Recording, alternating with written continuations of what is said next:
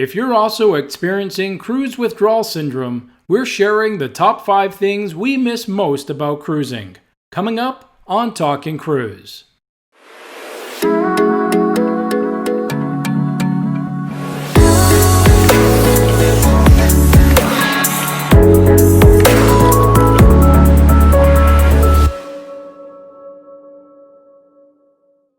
Hi, I'm Chris Cardona. First it was weeks, which turned into months, and other than a few smaller cruise companies, we're still waiting for cruises to restart.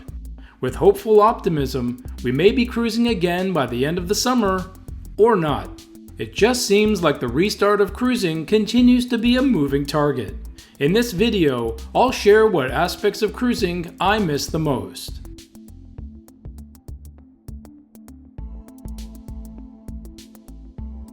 Having been in the cruise and travel planning business for over 20 years, you'd think I wouldn't get excited about planning my own vacations anymore, but that's not the case. I'm a planner by nature in many aspects of my life, and I really enjoy taking the time to look at the best options available. When it comes to my personal cruises, I tend to book pretty far out, sometimes 2 years in advance. This is partly due to trying to align cruises with my kids' school calendars, but it also gives me the widest selection of accommodations and typically some of the lowest pricing. I do frequently check my reservations against new promotions and always select a fully refundable deposit.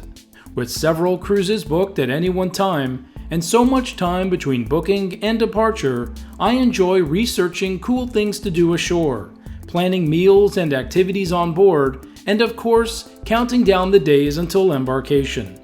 Even with the shutdown, I do still continue to plan future cruises. However, with 3 canceled already in 2020 and possibly others still to come, it's taken some of the fun out of it.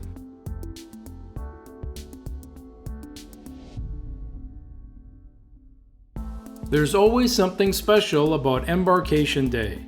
Even when I board a ship that I've been on before, the excitement that I experience never gets old for me. I'm also one that plans their port arrival time to be early enough with minimal waiting in the port terminal.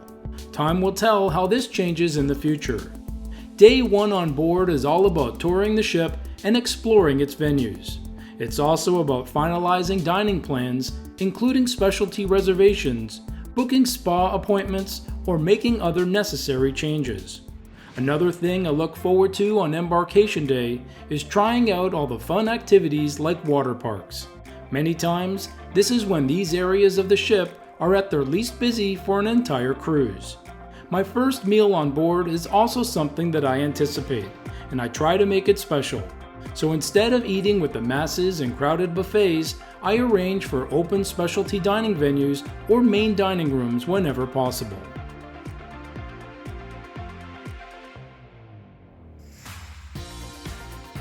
While I am a self-confessed cruise ship geek, loving all the latest hardware and design elements, it's the crew on board that make a ship feel welcoming and like home.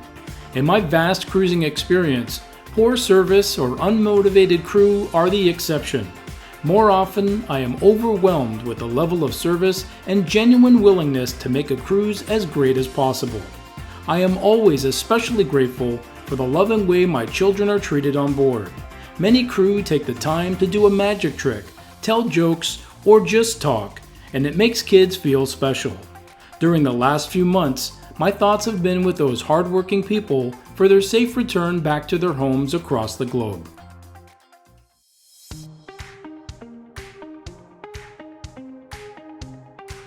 I love having a connection to the sea on board a cruise ship.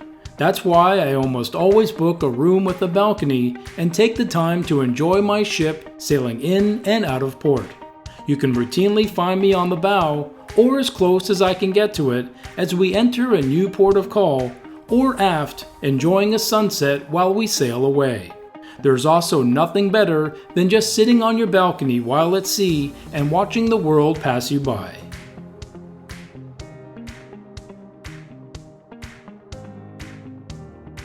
While I said earlier that I am a planner, I do prefer to just go with the flow while on board. Sure, I have my preferences for evening dining times and entertainment, but for all the rest, I'd rather just take it 1 hour at a time. I've come to realize that you can't do it all, especially on the largest ships, and if you try, you'll just make yourself ragged in the process. Instead, my family and I join an activity here or there, making sure to include stuff that we can all do together as much as possible. For me, cruises and vacations in general are all about sharing incredible experiences and creating memories with my loved ones. Thanks for watching. Let us know what you miss most about cruising. And don't forget to like this video, post your comments and questions, and subscribe for more Talking Cruise.